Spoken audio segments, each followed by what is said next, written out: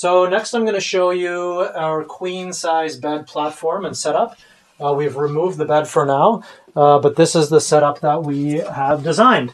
So all this is 2 sheets of plywood, and they are connected together. I just made a little frame out of 1x4, and it's connected with little angle brackets all the way down, and then the bed sits in top of this. It's about this high, and it works really well.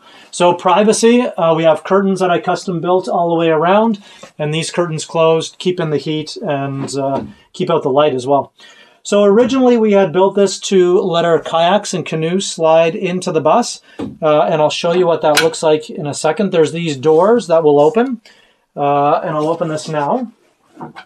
Now, we had some storage that we kept under here, and I'm going to put this up. So this is on 2 hydraulic arms, and then for safety, I made these little pieces of wood that just simply have a little mark where it indicates where these little pieces of wood go, and then they just slide in. So my solar, this is where I keep it. My batteries are here. My storage for any materials that I have all go under here. So this is another door that opens, and the back door opens, and everything can slide under.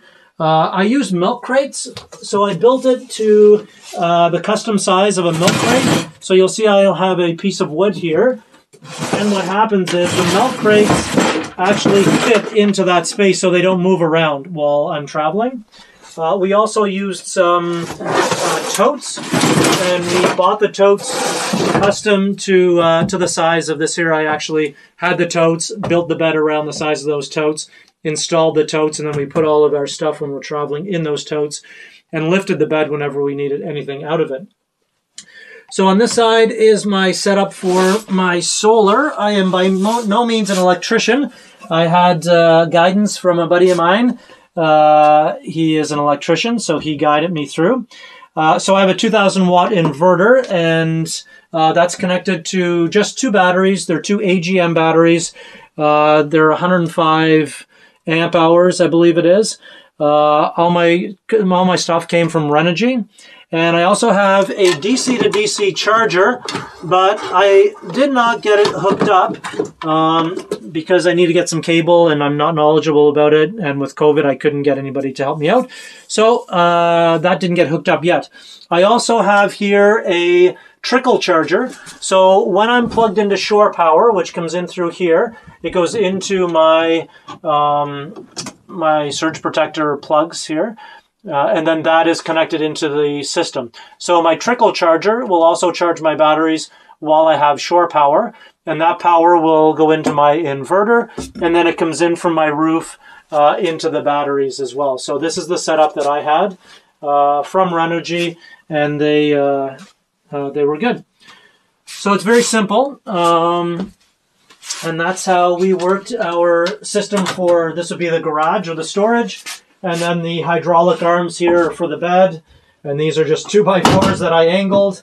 And they keep the bed up. It's pretty heavy. Usually I will lift up the bed, and then Libby will put these supports under. It's safer to do with 2 people. So that's kind of how we worked it. And yeah, this worked well for us. We have accessibility through the back door if we need to.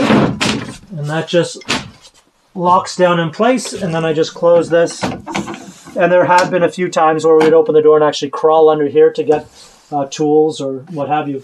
On the back of our bed, we have the a little bit of storage. We had books on there originally, and because the back of the bus, it jumps up and down when you go over bumps so much that we actually had to reinforce it. It was falling down. And our solar is up there, and our curtains and that kind of stuff. So yeah, this is the bed area for us, and it worked really well.